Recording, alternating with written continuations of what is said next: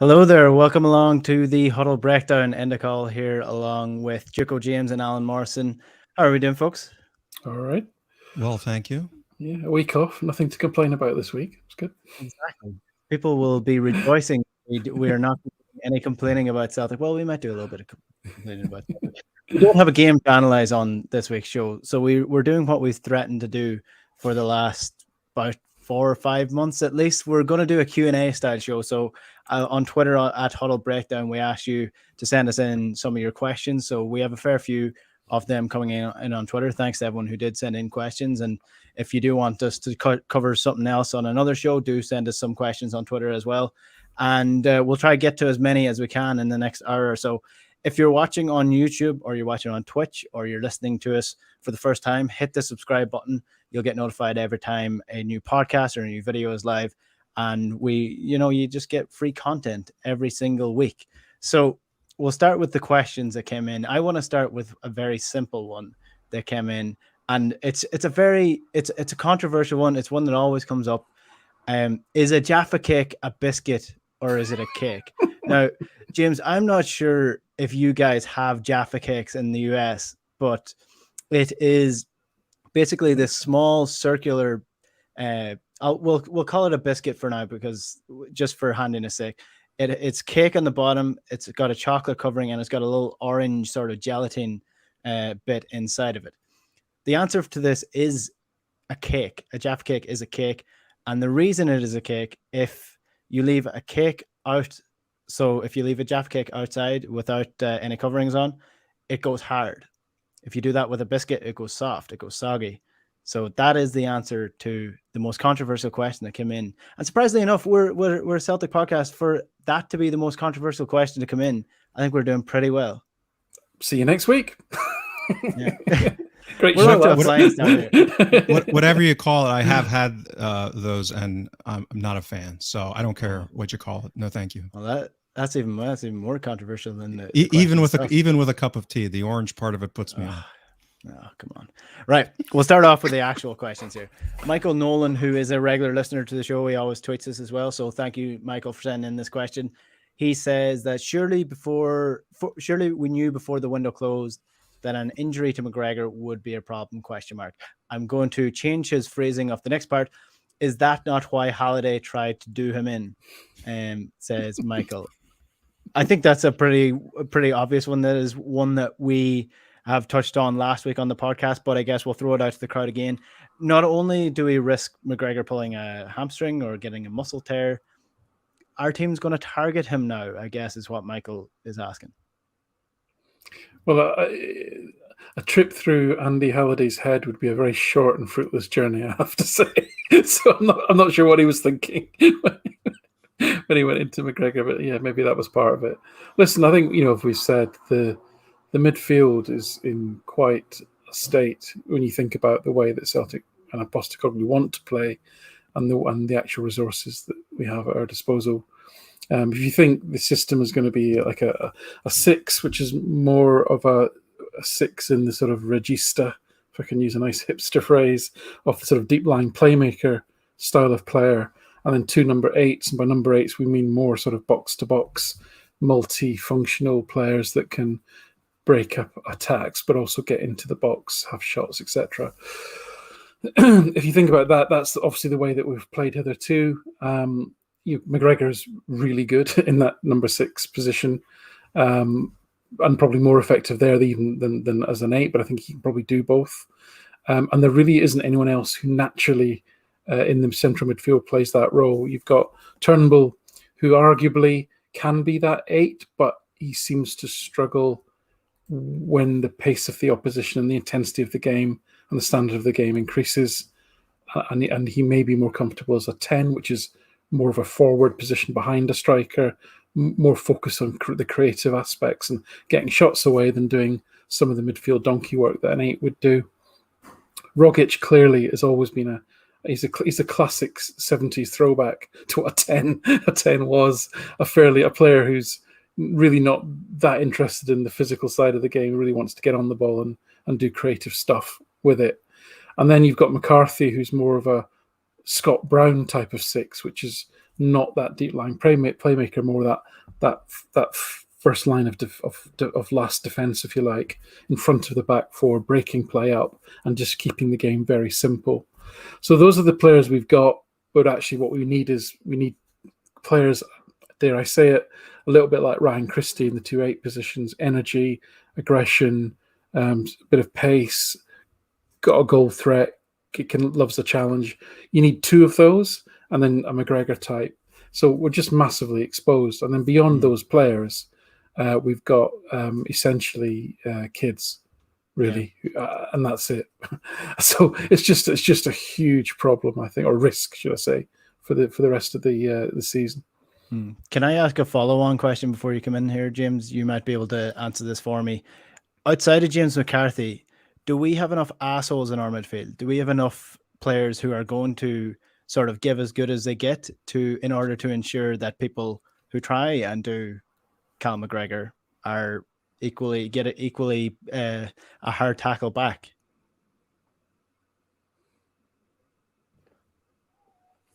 We cannot hear you, James. That's my dog barking sensor as usual. Apologies. So unsurprisingly to you, I have a bit of a contrarian view on that. I think given the relative disparity in Celtic's quality versus most of the league, getting dragged down into that kind of physicality and, tit for tat type of stuff is more about theater than being smart and, doing what's best competitively to try and win matches.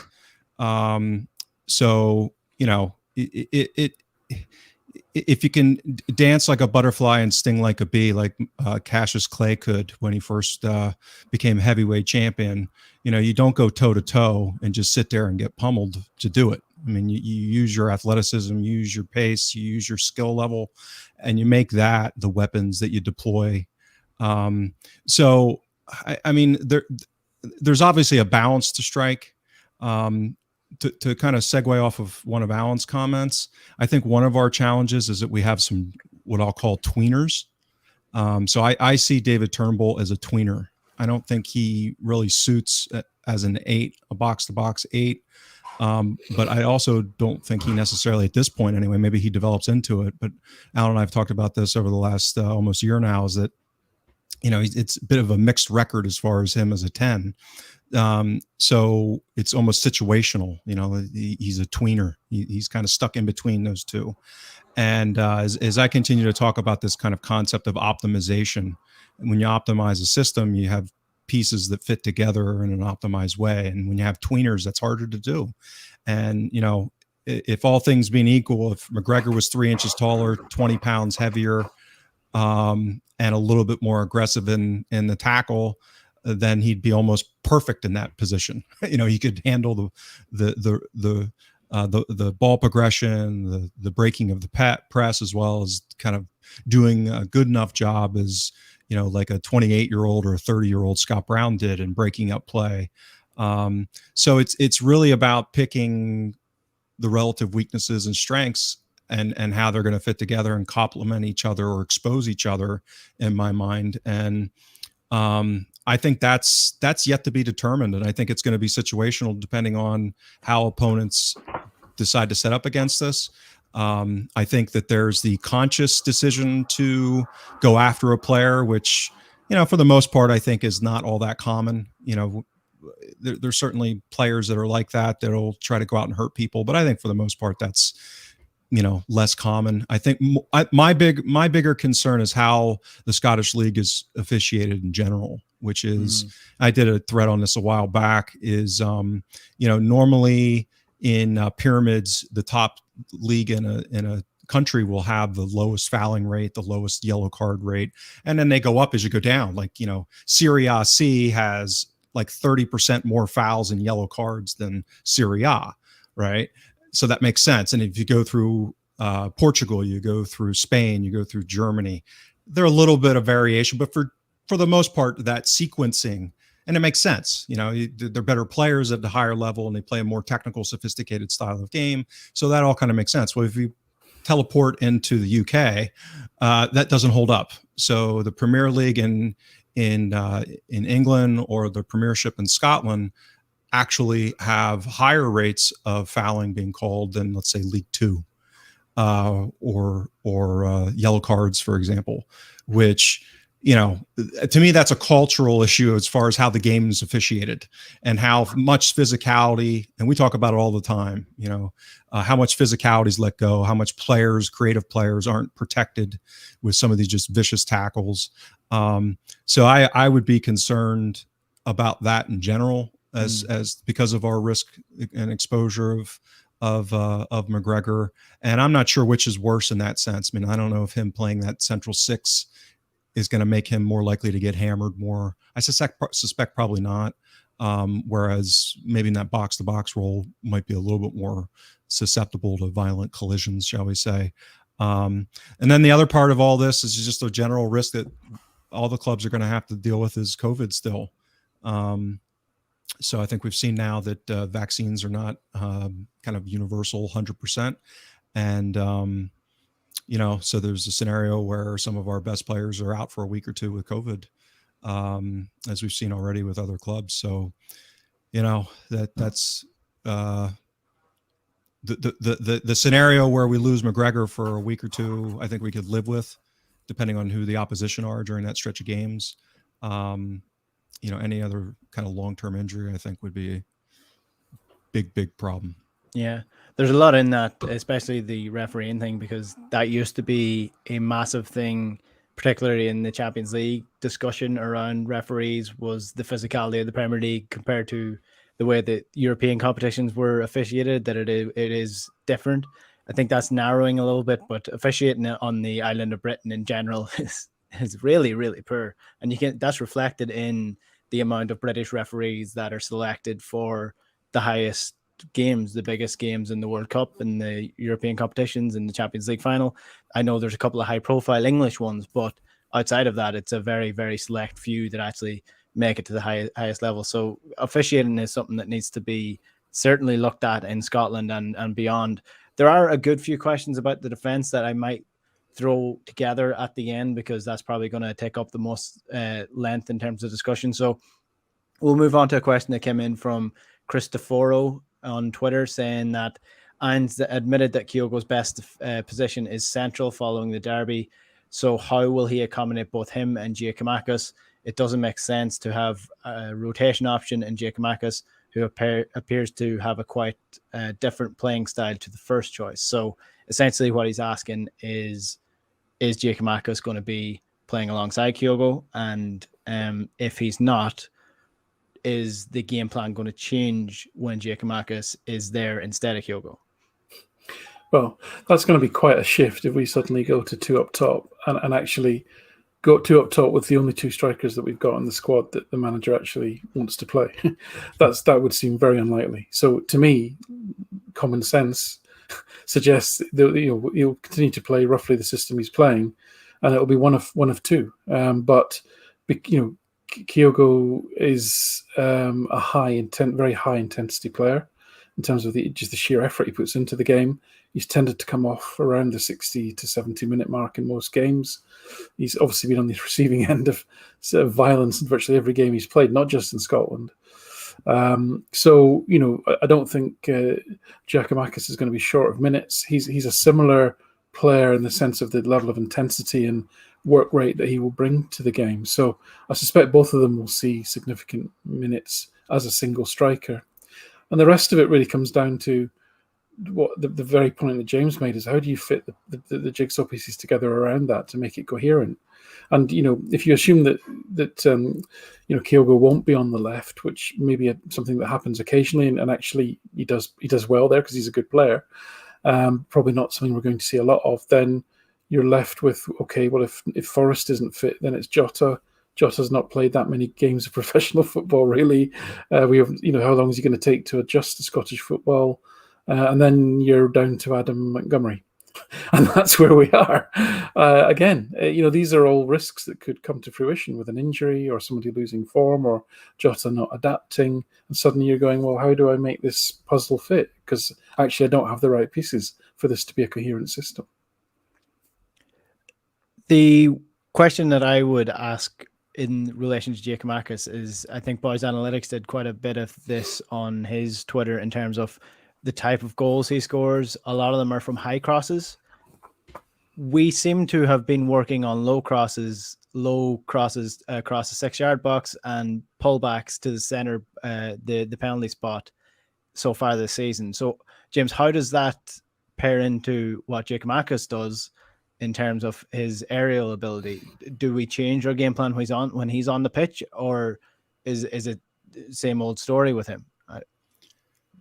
I generally agree with Alan in that there's such different players. I don't think Giacomakis is in the same neighborhood as Kyogo as far as quality and what I've looked at and the analysis I've done. It's pertaining specifically to your question, and that kind of segues into one of the questions I have about how other teams are going to kind of set up against us. So I see two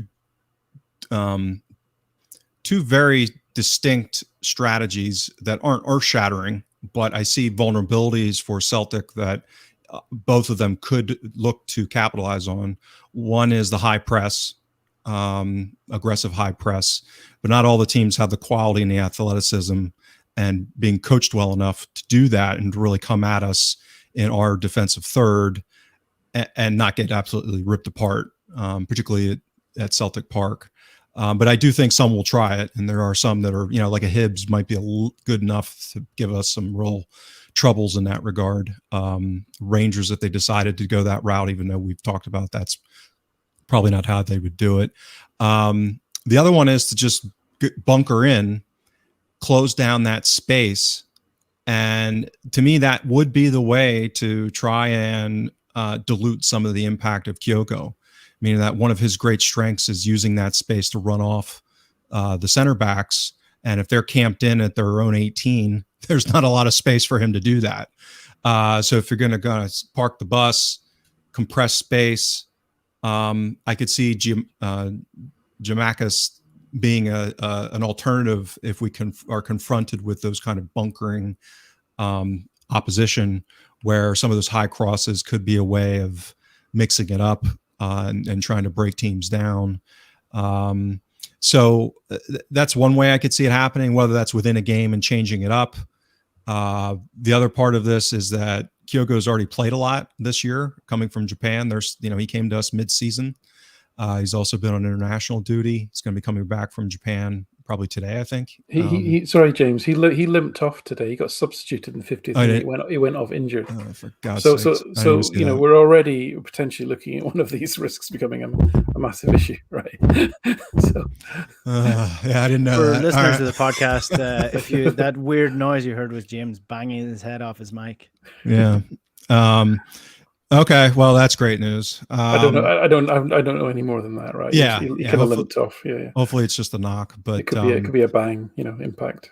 Yeah, but again, that comes back to, he's already played quite a bit this season, and the idea that he's just going to go straight through from basically, let's say, late January when the J League starts, I think early February. I'm not sure exactly when that is, or very early in the year, and stretch out basically to a 15-month season and play in what could be 70 to 80 games over that stretch, I think is probably not realistic, even if he goes through that without getting any significant injuries. So there's going to have to be rotation. We're playing across 4 competitions, so there's going to be minutes for Giacomakis, I think, within that, playing in early League Cup, where we play Wraith, I think, coming up in the League Cup. That could be a game, those kind of things. So, So I can see in Juranovic, one of the things that I saw when I looked at him before he was signed, when he was rumored, was he is actually pretty good at those kind of early deep crosses, almost like a Barisic or a Tavernier. And he actually comped with Tavernier quite well in that regard in the analysis that I had done. So we have at least one fullback that seems like he could deliver those balls to a striker that's adept at attacking them. So that's kind of how I would think about it. But I don't see him being in the neighborhood as far as quality. So I would be surprised if we end up where in any big games Kyogo would be on the left, and Giamakis. I'll struggle with that till I die. Giacomakis is kind of the preferred number 9. Yeah. So I think it's a good option to have at least. But I think my serious questions around Giacomakis is, why did he explode in the Eredivisie last year? And can we recreate those conditions? Can he recreate those conditions? Was it form or was it quality? And I think we'll learn over the next couple of weeks whether what situation it was that led to him scoring so many goals in the Eredivisie, and why he wasn't snapped up by a club as soon as Vivi Venlo got relegated from it. So it's an interesting time at Celtic. We're seeing a lot of faces, so I'm always willing to give them an opportunity to prove themselves. So I think 2 to 3 weeks we'll soon begin to see what his role is going to be within the side. There are a good few big games coming up, mainly in the Europa League over the next couple of weeks. And one of the questions coming in from Paul Smith is that with the step up in class in the Europa League, will we see pragmatism from Ange, and can we get out of the group? For those who haven't seen the group stage or forgot what the group stage is Real Betis, Bayer Leverkusen, and it is Ferencváros, a return to Ferencváros, Celtic's old enemies. 3 green and white sides in the Europa League, but 3 very difficult sides as well. 2 mainly very strong sides, and then Ferencváros, who I think we hope we can beat second time around. So pragmatism from Ange, is that something we're going to see, or are we going to see more go for the gut like we saw against AZ in the playoffs? Yeah, so I think he probably has displayed a little bit more pragmatism than I expected already. I think it's also very difficult to be too overly judgmental at this stage, given the resources he's had to juggle. So he's had to make selections, and I think Ibrox was a perfect example of that, having to make selections to work around the available resources. My reading of Postecoglou is that he will be telling that Celtic team, and I don't care how bereft and under-equipped the squad is, he'll be telling the players that are there today, we're entering this competition to win it. That will be his attitude. And you might say, well, all professional teams will adopt that attitude, but some will be thinking, look, this is the guys, our targets, 6 points, win all the home games, right? That could be a target. Or a target is, we absolutely finish third and we get to the next stage, or what have you. I believe his mentality will be to start from the position that we enter this to win it, and then he goes from that basis onwards. No, and actually, can he get those players to overperform in those games? So I don't believe his attitude, or the attitude that he will instill in the players, will be, we've made our Europa money for the year. It's a free hit. We'll concentrate on the league. I do not buy that Postecoglou will be playing, getting the team to play in that way. Having said all that, two of the teams certainly that were playing in Leverkusen and Betis are exceptionally good sides. They're realistically going to be, probably several levels above, unfortunately, where we are at this point in time. Leverkusen have already played 3 Bundesliga games and already scored 4 goals twice. They're a very well coached team. We've scored 6 goals twice, Alan. Not against Borussia Mönchengladbach, unfortunately, away from home. I think it was Augsburg away and Borussia Mönchengladbach at home. So they're already started the season strongly. They have got a new manager. So the Dutch manager Bosch has gone to Lyon, who took them up to a high position in the Bundesliga last year. They've got Gerardo Sioni, who had been manager of Grasshoppers and Lucerne, and young boys. I think young boys are, again, they had the first ever foray into the Champions League on the back of his efforts, and they're a team who, again, are one of the sort of pioneering data-driven clubs. So, you can expect a team that's going to not just set out to play the way they always play. Expect a team to look at Celtic closely and set up in a very intelligent way, and to have very powerful resources to give us a lot of problems. Having said all that, I don't think Postecoglou will go gung-ho. My evidence for that is he played the way he played against Midtjylland when down to 10 men. He made a very pragmatic call about the team shape. And on the face of it, it was quite aggressive in pushing Rogic to play more as a striker. But actually, what he did was he made the team very, very compact. And actually, it was very difficult to break us down from when we were down 10 to 10 men. And then against Alkmaar as well, I think the way that we saw the game out at 2-0 at Celtic Park was actually pretty impressive in terms of we pressed far more intelligently and less frequently. We sat back in more of a medium block, and again we were compact and tight, and they really didn't have a shot after the 67th minute of any note. So I take those two things as being a sign that he will adjust. It won't be all guns blazing, but he will send those teams out to win those games. James, do you want to come in on that? Yeah, I hope so. I hope what Alan is describing is going to be the case, because I fear the alternative. If and I'm not sure if pragmatism is the right word, but maybe more reserved. So within the context, I don't expect him to pull a Rodgers Barcelona where he goes in and just plays 5-4-1 and parks the bus. Which, again, I think a lot of people criticized Rodgers for not being pragmatic. And then when he tried that once, we got absolutely annihilated. So I would be surprised if we do that. But I think, like Alan had said, I hope there are some tweaks. And for me, probably, and I've done some research on this over the break here, some of the metrics, the more advanced metrics on pressing, are suggesting what is commonsensical, which is we're not very good at it yet. So if you look at counter pressing and pressing data, we're just not accomplishing the amount of possession regains, for example, that would be normally expected given the intensity with which we're pressing, right? So we're having a lot of the energy being expended, a lot of the risk created in transition as a result of being aggressive in press, but we're not having a commensurate amount of kind of reward relative to all of that effort and risk that we're taking. Mm-hmm. So as I always say, that's more of a problem as you scale up in competition, where teams can have the talent and the speed and the pace, and being well coached in order to take advantage of that. So I'm worried that if we go in guns blazing against, let's say, a Leverkusen, and we don't improve enough in our pressing and counter pressing, and we do it anyway, that could turn into some pretty rough nights, I think.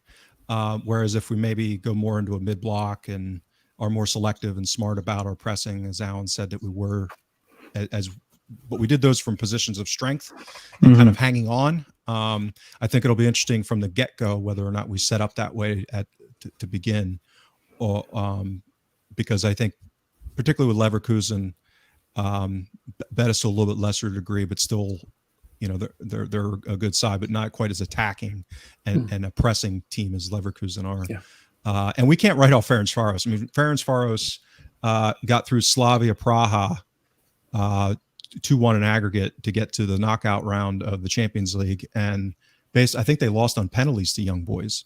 That's what I'm saying. It was 3-2 and then 2-3. Oh no, I'm sorry. It was 6-4 in aggregate then. Yeah, it was 6-4 in aggregate. So it's not like, that they were in that tie against Young Boys. For them to score 4 goals against Young Boys. Yeah. So it's going to be very interesting, because that's whether or not where does Ange decide to kind of place his bets in some of these structural deficiencies we're going to have? Does he go with a McCarthy at the 6 and kind of accept what that's going to do to build up play? Or does he go with McGregor there and then try to figure something out as whoever's going to play that second 8 along with Turnbull? I have no idea. Yeah. or whether he goes with 2 6s and a 10. But there again, you're setting yourself up for transition issues big time. So yeah, I think it's going to be fascinating, and it's going to come quick. I mean, I think as soon as we play Saturday next week, right? I think we have the first, we go to Betis away. Yeah. Real Betis. Yeah. So won't have to wait too long to get some answers in. Well, I think that's the beauty of these international breaks, is that you actually, for players who aren't away on them, you can actually prepare them for these kind of games. But yeah, the pragmatic approach is an interesting one, because I think there is a common misconception that pragmatism equals 10 men behind the ball and just holding out the fort, whereas you can be pragmatic and positive. You don't have to be completely negative. You can take the game to the teams and also be pragmatic about your approach. It's just certain ways of how you set up the team. So I can imagine it's going to be something in between. I can't see Celtic pressing every single ball against Leverkusen, but when they get the opportunity, I think they will. And I think they'll play largely with Kyogo. I can imagine Kyogo is going to take up a lot of wide positions against Leverkusen in particular, to get them on the counter attack with his pace, as opposed to his usual inside runs and behind the defense. So look, there's a lot of things that we won't actually know about Ange, just because of the way that, you know, the J League is just not really in our mindset, and we haven't really seen too much of him at this level to see what he's actually going to do. We do have a good few questions on the defense. I'm going to lump them all in together because they're largely covering similar enough topics. So Forlorn Hope on Twitter says that can you give us some tactical solutions between now and January to solve the issues of the gaps between Hart and his backline while still playing Ange's high intensity style? Burnt Toast said, how are we going to pass it about the back with Starfelt and Hart, who are uncomfortable with the ball at the feet? Teams with any sense will target them. And then Kev Boy asks, is a left-footed central defender key to us addressing the one-sided attacks when building up? Starfelt and Welsh never seem to open up their body and look to go down the right. McGregor, receiving the ball facing his own goal, tends to turn on his favourite side. So that's sort of three different questions about the defence. One about the way that we pass the ball out, one about how we position our key players, and one about the issues with the defense of the defense, essentially the defending style of the defense. So which one of you wants to start with what question there? I'll have a go about the last one because I can remember it. So that was my memory's fading. For podcast listeners, that was the question about left-footed central defender, left-footed central defender key to opening up our one-sided attacks. Yeah, that was a lot of words. So I think I don't know if it goes back even before this, but if you think back to probably when Kieran Tierney got into the team, and certainly when Rodgers bought Sinclair, Celtic have been a very left-sided, biased team in terms of how they play, and I think it's still largely true today, mainly due to the personnel that we've had. So when the alignment was Tierney with McGregor next to him, and then Sinclair, and then you had Dembele tended to drop slightly to the left, and then Edouard certainly dropped into the left. You had a lot of players that wanted to get on the ball and players that you wanted to get on the ball on that left side. Whereas on the right side, you tended to have Lustig, who didn't tend to bomb on and was more likely to tuck in one and shuffle everyone round so that Tierney was then free. And then Forrest, who was more of a out-and-out winger, versus Sinclair, who was always looking to cut in. And therefore, that freed up space wide for someone on the left to make that run. So you'd more like to get an overload on the left, so the ball would naturally, be going in that direction.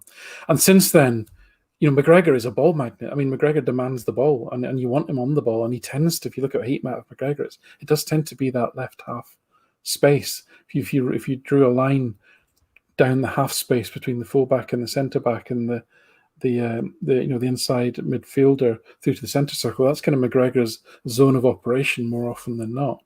So I think that's the main reason, and for historical reasons of personnel. And now we're in a situation where Abada is again one of these players who doesn't look like he's going to get a lot of touches in the game.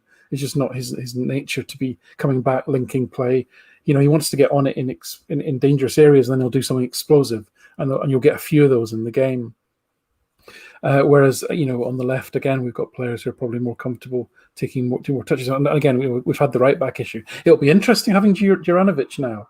Now, that might do something to actually balance the team out a little bit more, but we don't know yet because it's another thing we've yet to learn. So in terms of going back to the original question, which is if you had a left-sided centre-back, would that open up the play? I don't think it would have solved or changed any of those dynamics that I've just mentioned, whether the centre-back had been left-footed or right-footed. In fact, a right-footed centre-back will be generally shoveling the ball out to the left more and accentuating that. A left-footed centre-back obviously would be maybe coming inside. I'm kind of, I know some people are really passionate about this and think that you must have a left-sided centre-back and a right-sided centre-back. And my kind of sort of natural feng shui might kind of instinctively say that I think that's a good idea, but I don't know that I've got any data to back that up per se. But I'd be interested if anyone's done any research on, is a lefty righty combination better than not? I suspect having two good players is better than having a lefty and a righty for the sake of it. I don't care. Yeah. I don't care if he's left-sided or not. All I want to know is can he play football? And I mean, put it this way: like you can have a left-sided donkey.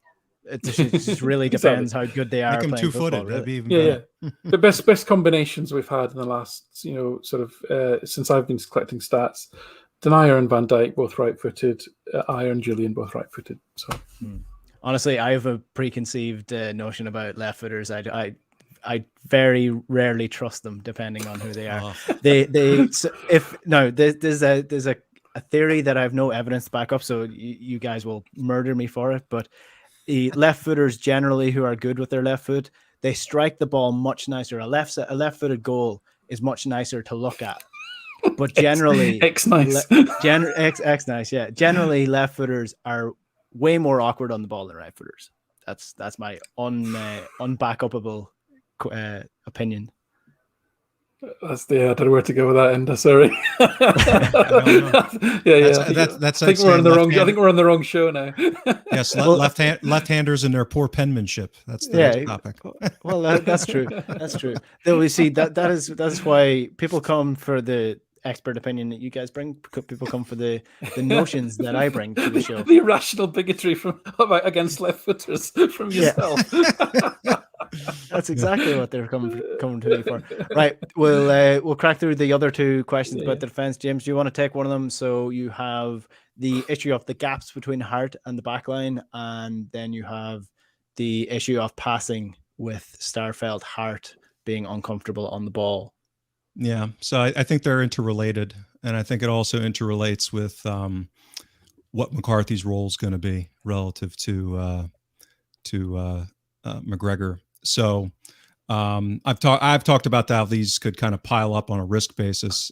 If you put McCarthy in and you've got Starfelt and let's say Carter Vickers as your center backs potentially, or Welsh in for one of those two, either way, and with Hart being your keeper, I think that kind of diamond four, so to speak, is not ideal for the high line. It's not ideal for quick 1-2 touch passing and build up play out of the back.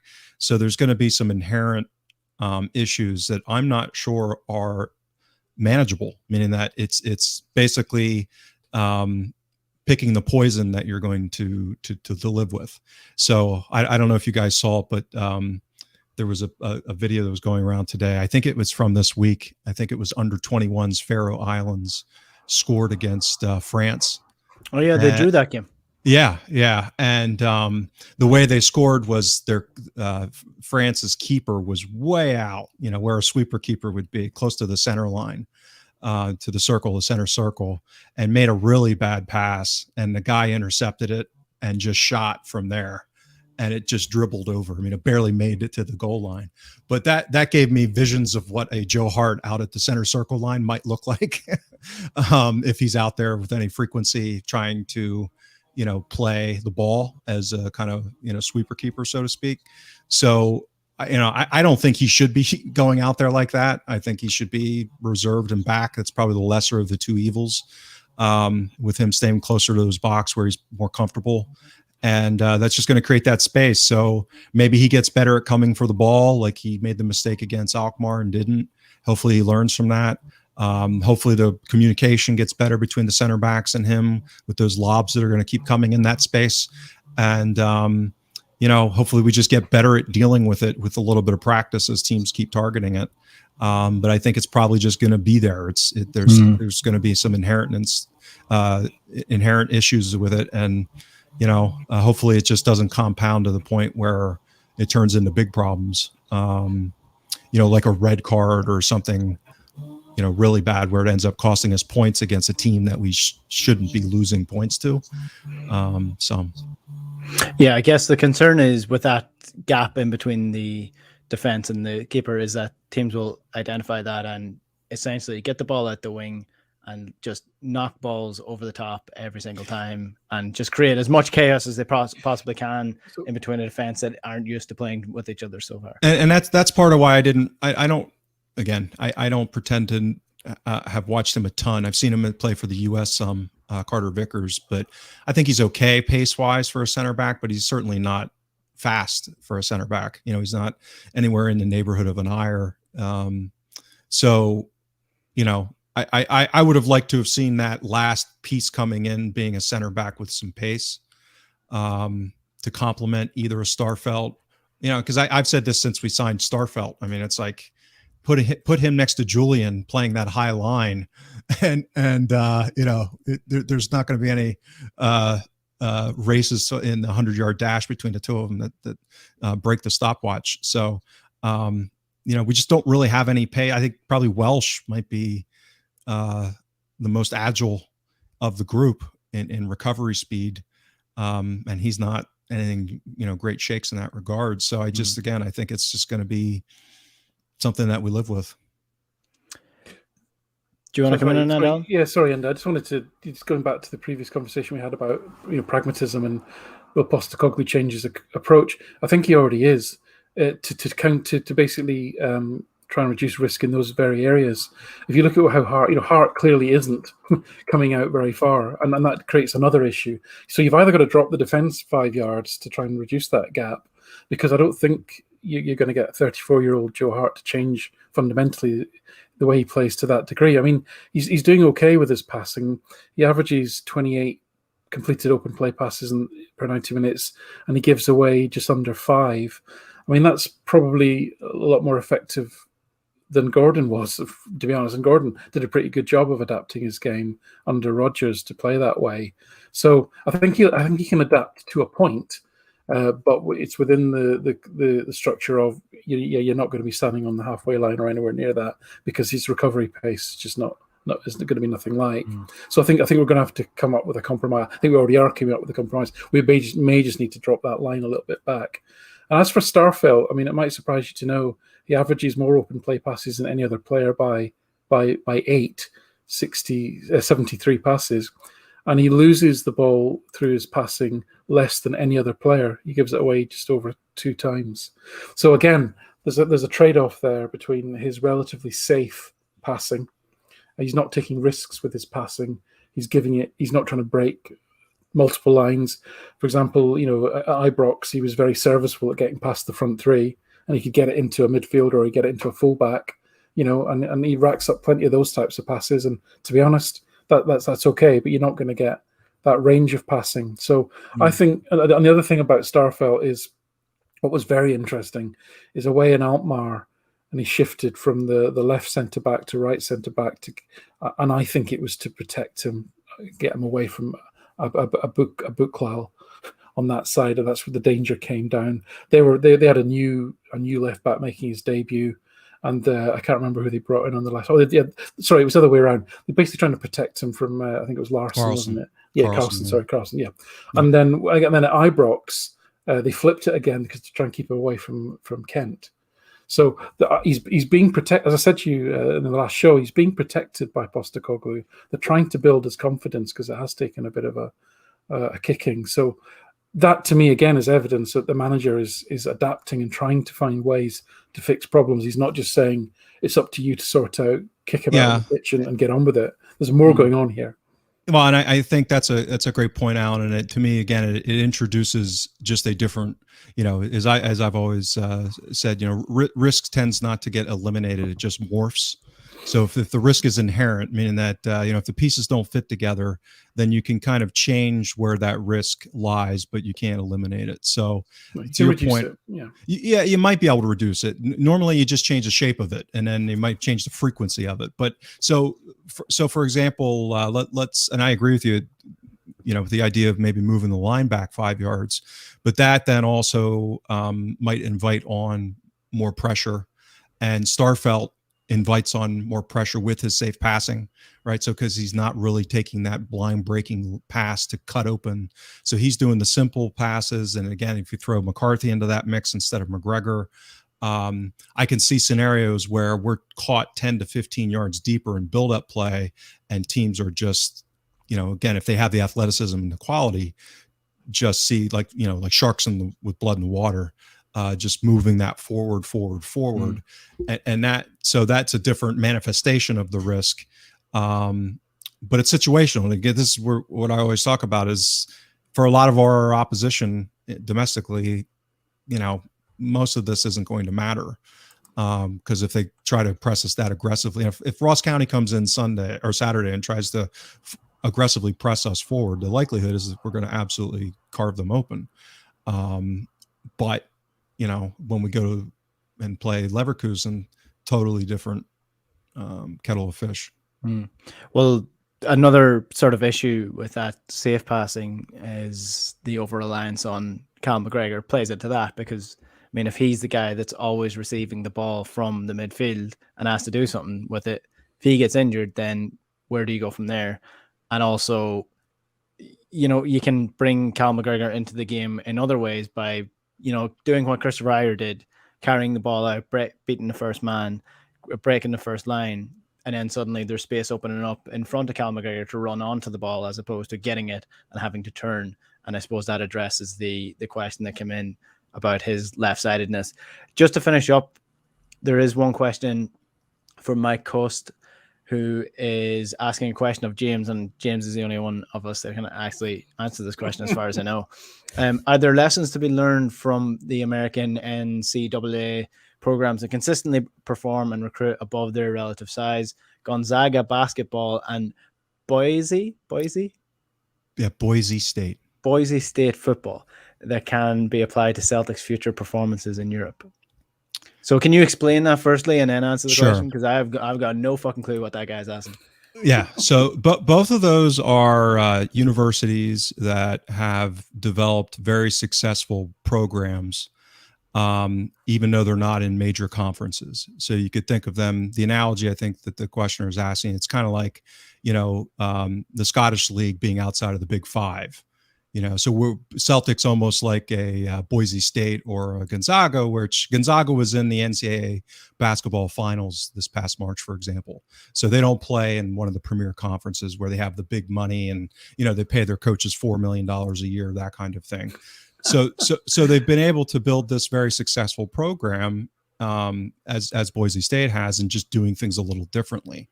I think the analogies that is interesting. I think, so some of the things that I would say is optimization, and this is kind of a general key concept, which is how do you make the best decisions and optimize the resources you have relative to your competitive situation, right? So how has Gonzaga done that?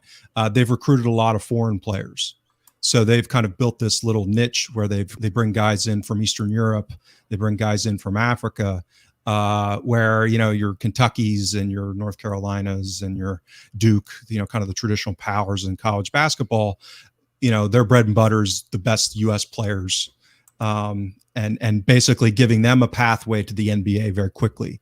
So what's happened is college basketball players, the best ones, usually only come for 1 or 2 years, and then they go pro because the money's so ridiculous, right? So the people that Gonzaga's recruiting are, the 7'1" Lithuanian dude who's going to be there for 4 years, and they might come in a little raw, but they coach them up, and they're at the university for 4 years, and by that third and fourth year, you've now got a really good player relative to what you could have, because you're never going to compete for that, what they call 5-star recruit that's going to Kentucky or Duke. Gonzaga is very rarely going to be able to get that player. So they've been very smart about how they, recruit, and develop players and getting them to stick around for 3 or 4 years. Boise State, I think, is a little bit different because American football is a little different. What they did is basically innovate an offense. So the way that they went about, they were one of the early teams to adopt what they call a spread offense. So it's almost like, throwing all of your players out wide and just throwing the ball around like lunatics. So using space to their advantage, using quickness. And so they being very creative in their play calling, taking risks. So they've been able to do it in a different way, which is just being smarter. I think they've been pretty on the forefront of analytics relative to that. And they're just as happy winning 65-50, which in American football is an insane score. Mm-hmm. But they've figured out a strategy. It's like, okay, we don't care if we give up 50 points because we'll score 60. And that kind of is Ange ball in a way. And for the most part, they've started to lose a little bit of that because people have caught up, meaning that that kind of what they call spread offense has become a lot more, they started that back in the mid-noughts, like 2005, 2006, 2007. So they were very early on the forefront of that. Now it's become quite popular. So they've lost some of that strategic edge as a result. The coolest thing about Boise State, other than the fact that they're in Idaho and no one knows where Idaho is that they play on a field that's a plastic pitch, so to speak, or an AstroTurf field that is blue. So if you ever want to tune in and watch a game, their turf is actually blue. Yes, there's some that would go down that road, I think. Are there pundits in the American football scene that always give out about the state of the plastic pitches in Boise State and they have to get rid of them because Can you do it in Boise on a wet Tuesday night? Yeah, exactly. And it does get wet and cold in Boise, I can tell you that. I have no idea where Idaho is. That's all interesting though. There's apart from the American football aspect, it's all fairly interesting, there is the only issue I would raise with that is Celtic are not a progressive club at board level, so that is where you're running not into at the issues. moment. No, the the angle about what you were saying about recruitment, right? I mean, is surely synonymous. I mean, in a post-Brexit world, there's new angles to be pursued around which markets are now accessible that didn't used to be, and then that's what Celtic need to start exploring and really digging into. Obviously, at the same time as overhauling recruitment and the way that whole operation runs, definitely. And I've actually, because we get accused of being spreadsheet geeks and all this stuff, and the stat heads, and focusing only on numbers. And I've said this consistently, and I 100% believe it. The people, the leadership, the culture is the most important part. So, Boise State were able to create this kind of competitive advantage that was durable for a period of time. But you're all, in these highly competitive environments, people are always copycatting. People are always kind of, figuring out what you're doing. So it's having smart people that are able to innovate and stay ahead of the curve that's important, and building a culture that enables that, because these things are cyclical otherwise. And if you can continue to invest in data and machine learning and all these various things, but so is everyone else. They're going to catch up, and it's like a never-ending race as far as trying to stay ahead of the competition. So there's not really any such thing as a durable advantage, I think, other than building a culture that's going to be perpetually paranoid and always looking to innovate and stay ahead of the competition, and to do it in a kind of vicious way. I mean, that it's part of one of the ways that the New England Patriots were so good for so long, for 20 years, other than having Tom Brady, which was a huge part of it, which was they were mercilessly vicious.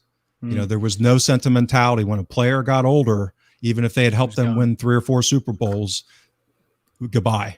Well, look at Alex Ferguson at Manchester United, and right.